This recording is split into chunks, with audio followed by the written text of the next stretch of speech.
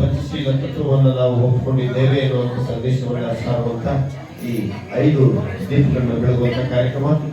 ಅನ್ಸೂಯಮ್ಮ ಅವರು ಮೊದಲ ದೀಪವನ್ನು ಬೆಳಗಬೇಕು ಅಂತ ಹೇಳಿ ನಾನು ಅವರಲ್ಲಿ ವಿನಂತಿಯನ್ನು ಮಾಡ್ಕೊಳ್ತೇನೆ.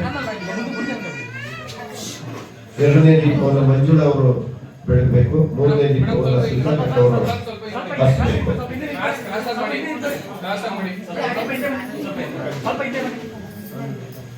ನೋಡಿ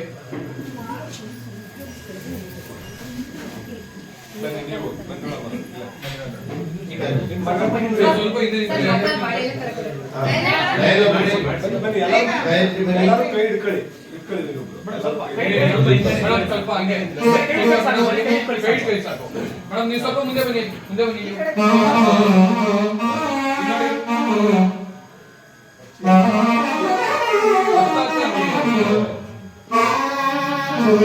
ಧನ್ಯವಾದಗಳು. ಲತಾ ಮೇಡಮ್ ಅವರು ಒಂದು ದೀಪ ಹಚ್ಚಬೇಕು.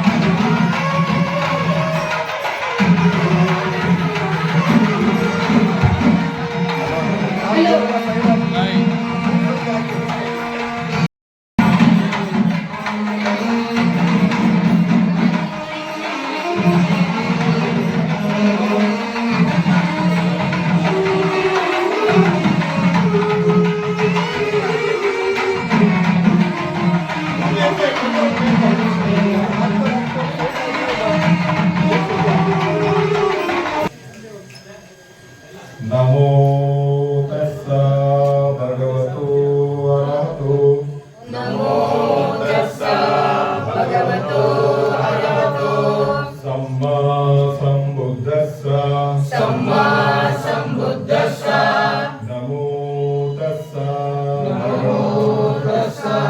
ಭಗವತೋ ಅರಹತೋ ಭಗವತೋ ಅರಹತೋ ಸಮ್ಮಾ ಸಂಬುದ್ಧಸ್ಸ ಸಮ್ಮಾ ಸಂಬುದ್ಧಸ್ಸ ನಮೋ ತಸ್ಸ ಭಗವತೋ ಅರಹತೋ ಭಗವತೋ ಅರಹತೋ ಸಮ್ಮಾ ಸಂಬುದ್ಧಸ್ಸ ಸಮ್ಮಾ ಸಂಬುದ್ಧಸ್ಸ ಬುದ್ಧಂ ಶರಣಂ ಬುದ್ಧಂ ಶರಣಂ ಗಚ್ಛಾಮಿ ಧಮ್ಮಂ ಶರಣಂ ಗಚ್ಛಾಮಿ ಧಮ್ಮಂ ಶರಣಂ ಗಚ್ಛಾಮಿ ಸಂಘಂ ಶರಣಂ ಗಚ್ಛಾಮಿ ಸಂಘಂ ಶರಣಂ ಗಚ್ಛಾಮಿ. ಸರಾಯಿ ಮತ್ತು ಬರುವಂತಹ ಮಾದಕ ವಸ್ತುಗಳನ್ನು ನಾನು ಸೇವಿಸುವುದಿಲ್ಲ ಎಂದು ಪ್ರತಿಜ್ಞೆ ಮಾಡುತ್ತೇನೆ. ಇದೇ ಇದರ ಅರ್ಥ. ಇದರಲ್ಲಿ ಯಾವುದೇ ಇರುವಂತಹ ಯಾವ ಶಾಸ್ತ್ರ ಏನೂ ಇಲ್ಲ. ಇದು ನೀವು ಪಾಲಿಸಿದ್ರೆ ನಿಮ್ಮ ಜೀವನ ಅದಾಗಿರದೆ ಭವಿಷ್ಯದಿಂದ ಹೋಗುತ್ತೆ. ಬುದ್ಧವನ್ನು ಬುದ್ಧಂ ಶರಣಂ ಗಚ್ಛಾಮಿ ಅಂದ್ರೆ ಬುದ್ಧ ಅಂದ್ರೆ ಬುದ್ಧಿ ಅಂತ, ಜ್ಞಾನ ಅಂತ ಅದರಲ್ಲಿತ್ತು. ಸಿದ್ಧಾರ್ಥ ಬುದ್ಧಿವಂತ ಆದ ಕಾರಣ ಈತ ಬುದ್ಧಿವಂತ ಅಂತ ಜನ ಕರೆಯಕ್ಕೆ ಶುರು ಮಾಡಿದ್ರು. ಅದನ್ನೇ ಬುದ್ಧ ಬುದ್ಧ ಅಂತ ಕರೆದ್ರು. ಬುದ್ಧ ಅನ್ನುವಂಥದ್ದು ವ್ಯಕ್ತಿ ಹೆಸರಲ್ಲ, ಅದು ಜ್ಞಾನದ ಸಂಕೇತ. ಹಾಗಾಗಿ ಬುದ್ಧಂ ಶರಣಂ ಗಚ್ಛಾಮಿ ಅಂದ್ರೆ ಬುದ್ಧಿವಂತಿಕೆಗೆ, ಜ್ಞಾನಕ್ಕೆ ನಾನು ಶರಣಾಗುತ್ತಿದ್ದೇನೆ ಅಂತ. ಧಮ್ಮಂ ಶರಣಂ ಗಚ್ಛಾಮಿ ಅಂತಂದ್ರೆ ಒಂದು ಮನುಷ್ಯತ್ವದ ಜೀವನ ಕ್ರಮ ಇದೆಯಲ್ಲ, ಯಾರಿಗೂ ತೊಂದರೆ ಕೊಡದ ರೀತಿಯಲ್ಲಿ ಎಲ್ಲರೂ ಒಟ್ಟಾಗಿ ಬದುಕುವ ಒಂದು ಜೀವನ ಕ್ರಮ ಇದೆಯಲ್ಲ, ಆ ಜೀವನ ಕ್ರಮವೇ ನಮ್ಮ ಧರ್ಮ. ಆ ಧರ್ಮಕ್ಕೆ ನಾನು ಶರಣಾಗುತ್ತೇನೆ ಅಂತ. ಸಂಗಂ ಶರಣಂ ಗಚ್ಚಾಮಿ, ಬುದ್ಧಿವಂತರ ಮತ್ತು ಉತ್ತಮ ಜೀವನ ಮಾಡುವವರ ಸಂಘಕ್ಕೆ ನಾನು ಶರಣಾಗುತ್ತೇನೆ. ನಮ್ಮ ಹಿರಿಯವರೆಲ್ಲ ಹೇಳ್ತಾರೆ, ಒಳ್ಳೆಯ ಸಂಘ ಮಾಡಪ್ಪ ಅಂತ ಮಕ್ಕಳಿಗೆಲ್ಲ ಬುದ್ಧಿ ಹೇಳುವಾಗ. ಒಳ್ಳೆಯ ಸಂಘ ಅಂತಂದ್ರೆ ಮನುಷ್ಯತ್ವವನ್ನ ಇಟ್ಕೊಂಡು, ಜ್ಞಾನವನ್ನ ಇಟ್ಕೊಂಡು, ನೀತಿ ಮಾರ್ಗದಲ್ಲಿ ನಡೆಯುವಂತಹ ಸಂಘವನ್ನು ಮಾಡಿ ಅಂತ. ಅದೇ ಅರ್ಥ ಸಂಗಂ ಶರಣಂ ಗಚ್ಚಾಮಿ ಅಂತ.